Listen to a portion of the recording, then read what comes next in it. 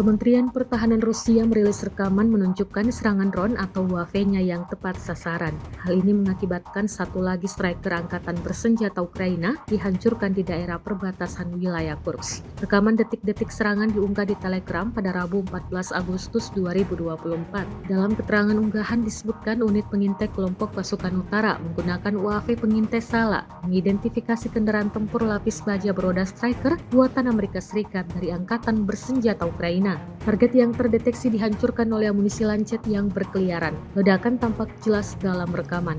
Beruntungnya, pasukan Rusia di dalam kendaraan dikabarkan selamat. Rekamannya kini telah menuai berbagai komentar dari warganet.